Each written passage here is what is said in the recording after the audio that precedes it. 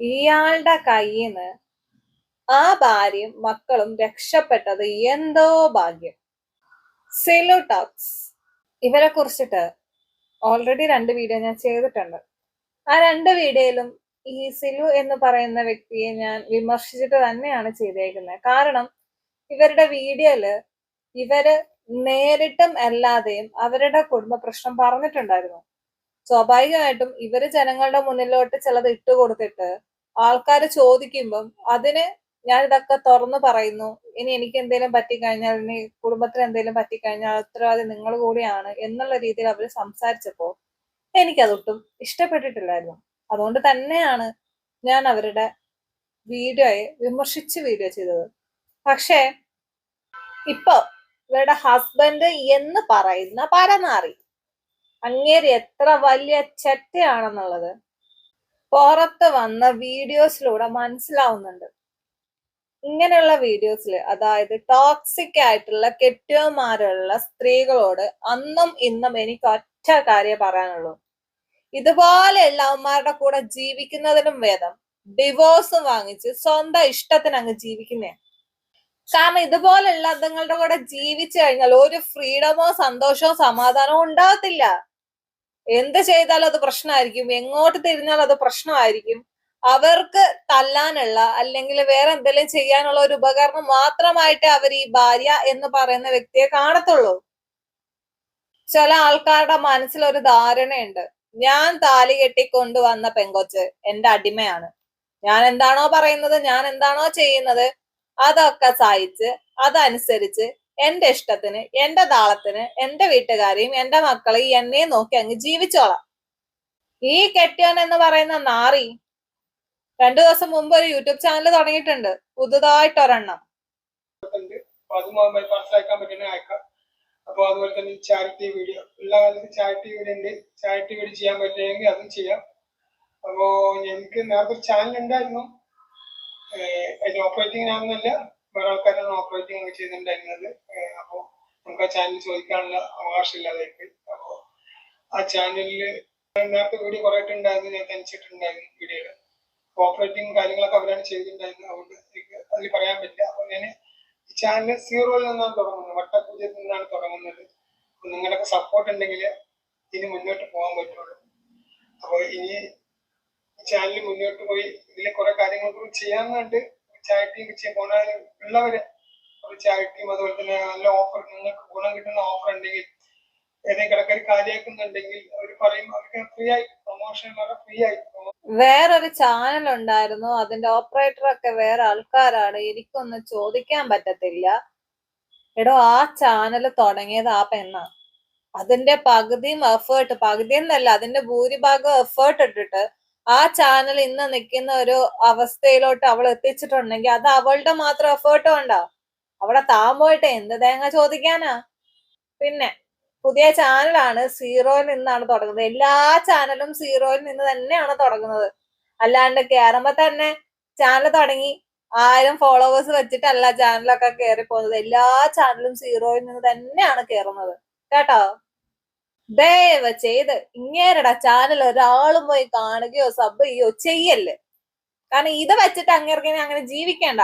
ഇപ്പൊ തന്നെ കുറെ ബിസിനസ്സും കാര്യങ്ങളും ഒക്കെ ഉണ്ടെന്ന് സിലു പറയുന്നത് കേട്ടായിരുന്നു. അതിന്റെ കൂടെ ഇതും കൂടെ കൊള്ളാം, ഐഡിയ കൊള്ളാം കേട്ടോ. തന്റെ കയ്യിൽ നിന്ന് ആ കൊച്ചങ്ങ് രക്ഷപ്പെട്ടതിൽ ഇപ്പൊ എനിക്ക് സന്തോഷം തോന്നുന്നു. അതന്നെ ഞാൻ ആ വിമർശിച്ചതിൽ സങ്കടവും തോന്നുന്നു. എടോ, തന്നെ പോലെ പൂച്ചയെ പോലെ ഇരുന്നിട്ട് തന്റെ കയ്യിലിരിപ്പ്, എന്റെ പൊന്ന് ദൈവമേ, ഇതിന്റെ പേരിൽ വല്ല ഡൊമസ്റ്റിക് വയലൻസിനും കേസാ കൊടുക്കേണ്ടത്. ഇയാള് കുറച്ചു നാളെ പോയിട്ട് അകത്ത് കിടക്കണം.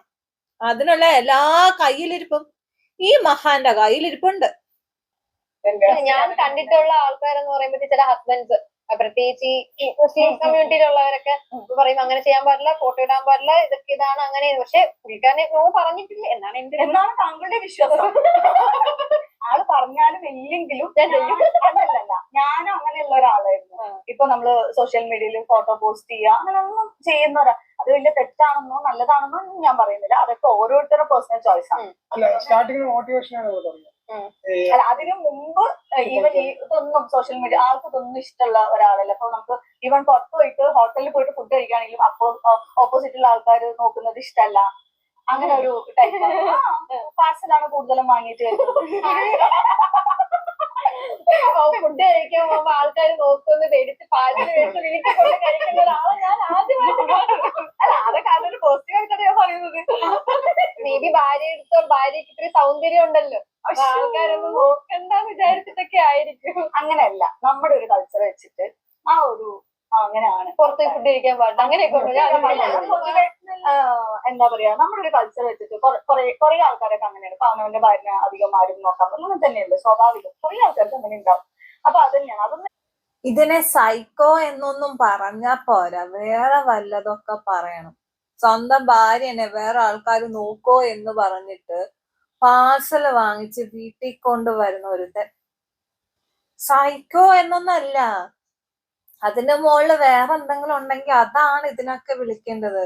ആ പെണ്ണിന്റെ സ്വാതന്ത്ര്യം ഇല്ലാണ്ടാക്കി വീട്ടില് കെട്ടിപ്പൂട്ടി വെക്കാൻ വേണ്ടിട്ട് കല്യാണം കഴിച്ച ഒരുത്തൻ ഇയാളുടെ കൂടെ എങ്ങനെ ആ മക്കള് വളർന്നു കഴിഞ്ഞാൽ ഇങ്ങേരുടെ അതേ സ്വഭാവമായി വരത്തുള്ളൂ. അതിന് സ്വന്തം ഭാര്യയോട് ടോക്സിക് ആയിട്ട് പെരുമാറി ടോക്സിക് ആയിട്ടുള്ള കാര്യങ്ങൾ ചെയ്ത് പുറത്തു പോലും കൊണ്ടുപോവാതെ അടച്ചു പൂട്ടി വെക്കുന്ന ഇങ്ങേരുടെ സ്വഭാവമായിരിക്കും ആ മക്കൾക്ക് ഉണ്ടാവുന്നത്. രക്ഷപ്പെട്ടത് ഭാഗ്യം, ഇല്ലെങ്കിൽ മക്കളും ഇങ്ങേരുടെ പാത പിന്തുടർന്ന് പോയേനെ. ഇവിടെ കെട്ടിപ്പൂട്ടി വെക്കാൻ ഇതുമല്ല ഓർണമെന്റ്സോ അല്ലെങ്കിൽ കിളിയോ പൂച്ചയോ പട്ടിയോ ഒന്നും അല്ല, അതൊരു മനുഷ്യനാ. അതിന് അതിൻ്റെതായിട്ടുള്ള സ്വാതന്ത്ര്യമുണ്ട്. ഇപ്പോഴെങ്കിലും രക്ഷപ്പെട്ടല്ലോ, എന്റെ പൊന്ന ദൈവമേ സമാധാനം. സോറി ഞാൻ അതിന് ആ സമയത്ത് അങ്ങനെ പറഞ്ഞതിന്. പക്ഷെ ഇങ്ങനെ ഇത്രയും വലിയ തെണ്ടിയാണെന്ന് ഇപ്പോഴാണ് മനസ്സിലായത്. എന്നിട്ട് എന്ത് നിഷ്കളങ്കനായിട്ട് വന്നിട്ടിരുന്നിട്ട് ആ വീഡിയോ ചെയ്യുന്നത് നിങ്ങളൊന്ന് കാണണം.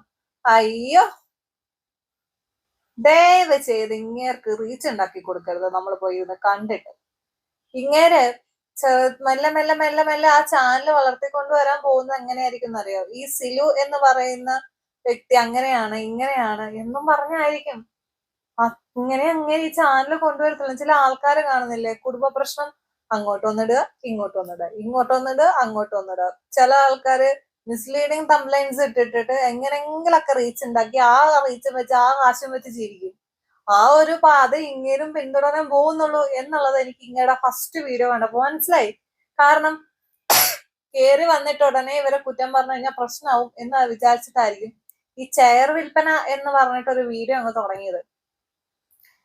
പതിയെ പതിയെ പതിയെ അങ്ങയുടെ ആ ഒരു സൈക്കോ സ്വഭാവം പുറത്തെടുത്തോളും. സൈക്കോ എന്നല്ല, വെറും സൈക്കോ അല്ല, അതിന്റെ അപ്പുറത്ത് എന്തെങ്കിലും ഉണ്ടെങ്കിൽ അതാണ് ഇങ്ങേര്. ദയവ് ചെയ്ത് ഇതുപോലുള്ള ലൈഫില് പെൺപിള്ളേര് നിൽക്കരുത്. നിങ്ങൾ ഇവരുടെ ഒക്കെ അടിമയായി പോകും. എങ്ങനെയെങ്കിലൊക്കെ രക്ഷപ്പെട്ട് പൊക്കോണം, അത്രേ പറയാനുള്ളൂ. ഇവരുടെ ഇമാതിരി ടോക്സിക് മെന്റാലിറ്റിയിൽ നമ്മൾ നിന്ന് കൊടുത്തു കഴിഞ്ഞാൽ ജീവിതം നശിച്ചു പോകത്തേ ഉള്ളടോ. ശരിയെന്നാ.